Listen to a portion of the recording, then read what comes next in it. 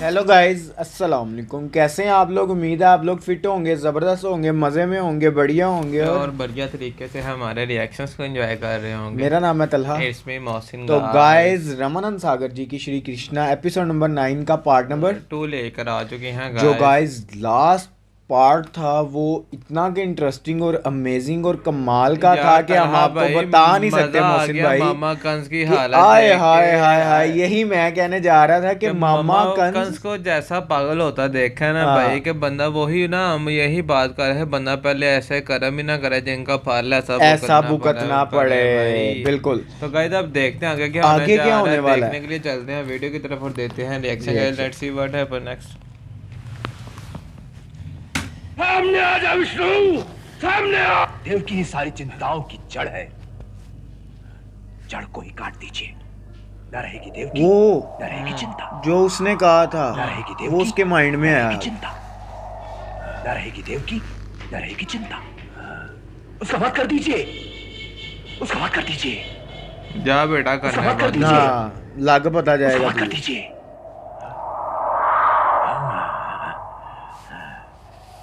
चाणूर ठीक कहता था, चरू चरू। देव की ही सारी चिंता की जड़ है। इस जड़ को ही मिटा दो। अबे गधे, हाँ, अपनी बहन के इस बारे जड़ में को ये ही मिटा बात दो। कर रहा है। न रहेगी देव की, न रहेगी चिंता। हाँ, न रहेगी देव की, न रहेगी चिंता। बिठा के देख ले भाई, हाँ, दोबारा चाणूर आंधा ठीक होगा कहता ये। था। मैं मैं देवकी को मार डालूंगा, मैं देवकी को मार डालूंगा, मैं देवकी को मार डालूंगा। हिल गया, हिल गया, हाँ हिल हाँ, गया। वो देखो लग पता गया उसको। बकायदा तौर पर हिल गया है भाई। नहीं, हाँ, बकायदा तौर पर हिल गया है अब क्या भाई। कह रहा मैं है? क्या सोच रहा था? एक एक अबला की हत्या करना, यही मेरी वीरता है, यही हाँ, मेरी वीरता है, जिसका मैं टंका बजाता हूं। नहीं नहीं, ये वीरता नहीं है, ये वीरता नहीं है, ये वीरता नहीं है। नहीं, मैं देवकी को नहीं मार सकता, मैं देवकी को नहीं मारूंगा, मैं देवकी को नहीं मारूंगा, नहीं मारूंगा, नहीं मारूंगा। ये हिल गया हुआ है वो। विष्णु, विष्णु सामने आ, सामने आ। क्यों इस प्रकार का छल करता है? अरे हिम्मत है तो मेरे सामने आ विष्णु। हाँ, वो आगे विष्णु ही सामने आ गए।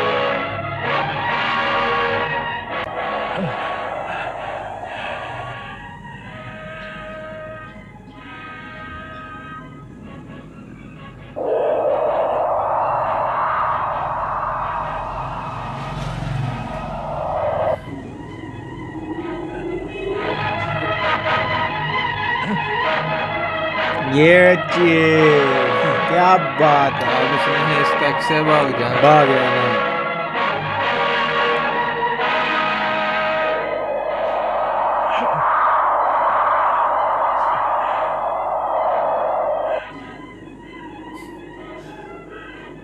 इसका नहीं कुछ हो सकता।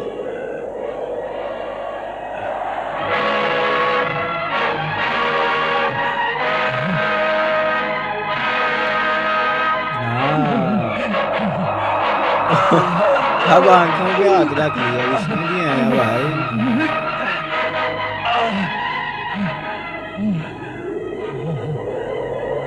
हाँ, चलो ये है। हर जगह जहाँ देख रहा है वहाँ विष्णु वो। और भी देवी देवता देखकर हंस रहे हैं।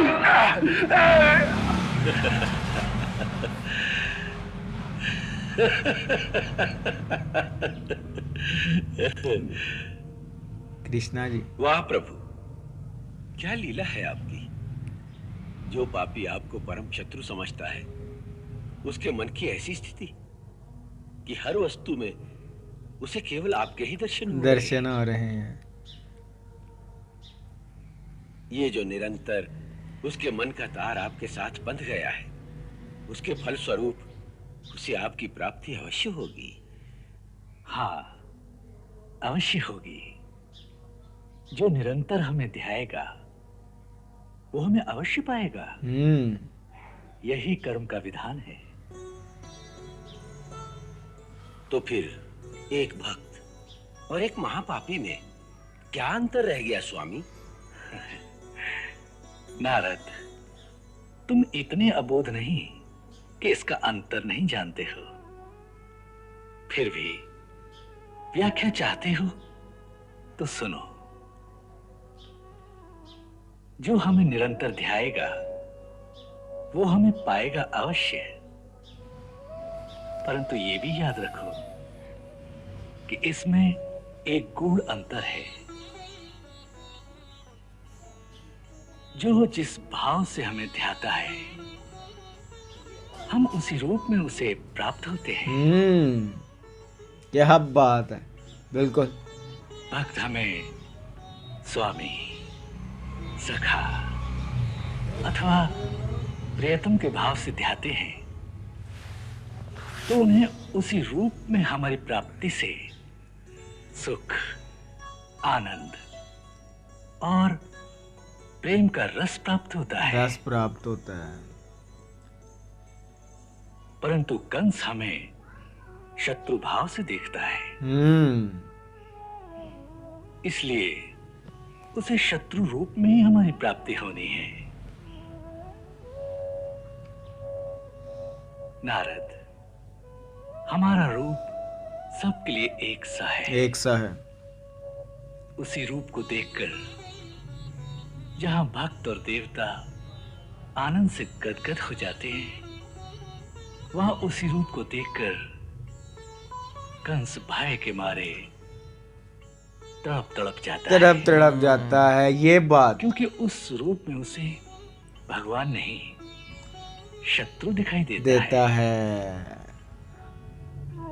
इसी भावना के कारण हमें प्राप्त करके भी वो भाग्यहीन चैन से सो नहीं सकता। कंस का जीवन कांटों की सेज बन गया है। नारद, जो निरंतर हमारा ध्यान करेगा उसे हमारी प्राप्ति अवश्य होगी, परंतु उसका फल उसकी भावना के अनुसार ही उसे मिलेगा।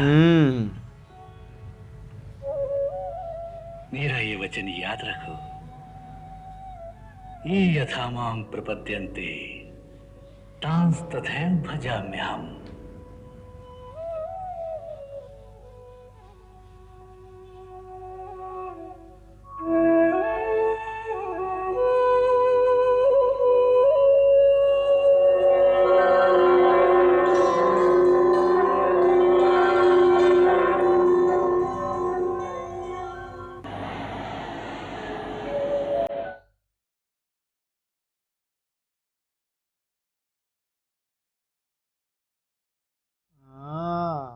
ब्रह्मा जी, ये क्या है?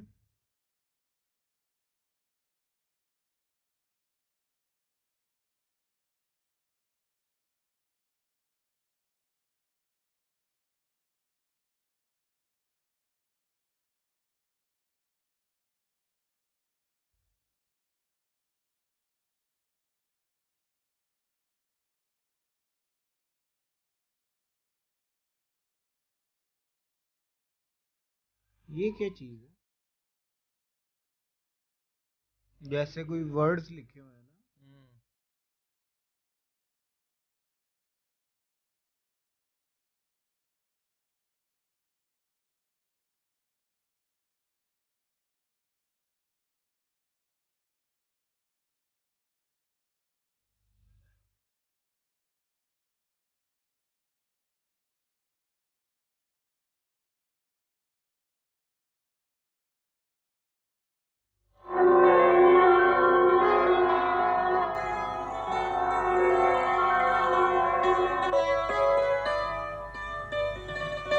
हाँ, कृष्णा जी स्वयं खुद आए हैं।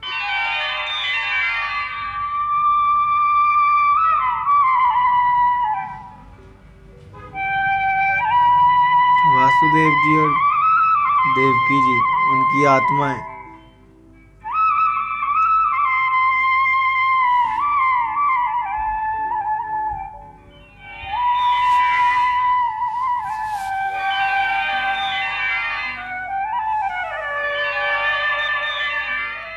हे माता, हे माता, आपके पुत्र रूप में मेरे प्रकट होने का अब समय आ गया है। समय आ गया है। 3 जन्म पहले जब मैंने आपके पुत्र रूप में प्रकट होने का वरदान दिया था, सर्वप्रथम मैं उसकी स्मृति आपको याद दिलाना चाहता हूं। अच्छा। हे देवी, स्वयंभू मनवंतर में वसुदेव जी स्वयं प्रजापति सुतपा थे और आप उनकी पत्नी देवी कृष्णी थी। हाँ, आप उनकी पत्नी देवी वो आप कृष्णी बता रहे हैं थी। कि उन्होंने वरदान किस समय दिया था आज से 2 जन्म 3 पश्चात- जन्म 3 पहले। जन्म पश्चात जब उन्होंने वचन दिया था आपके पुत्र, मतलब कि कि आपके पुत्र के रूप में मैं आऊंगा, उन्होंने ये वचन दिया था और वो कहते हैं कि समय आ चुका है और चुका है। वो अब उनको बता भी रहे हैं। यार क्या बात है, ये होती हैं ऑथेंटिक और सीरीज उससे मोहसिन भाई। पहले आप मामा कंस की हालत एक ओए, दफा ओए, दोबारा ओए, देखेंगे किस तरह उन्हें हर guys, जगह विष्णु जी ही नजर आ रहे हैं।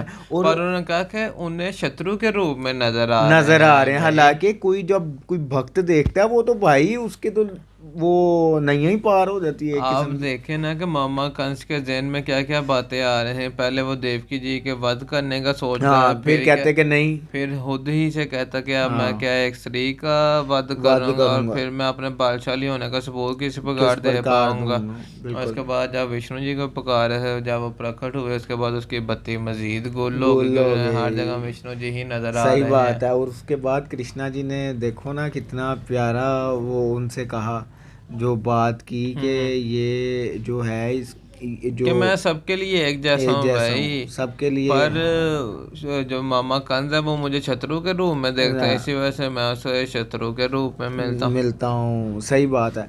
और गाइस कृष्णा जी के आने का समय हो गया है। चुका है इससे बड़ी भाई। खुशी की बात और क्या है कि हम इंतजार कर रहे थे और हमारे व्यूवर्स भी इंतजार कर रहे गाइस थे। इसी खुशी ज्यादा में से ज्यादा चैनल को ज़्यादा से ज़्यादा सब्सक्राइब कीजिएगा ताकि ज्यादा से ज्यादा ऑडियंस आए, मजा आए देखने एक का। साथ ही सीरीज को पर रिएक्शन को एंजॉय बिल्कुल। कर सकें गाइस। तो मिलते हैं नेक्स्ट वीडियो नेक्स्ट पार्ट के साथ। Love you India. Bye bye.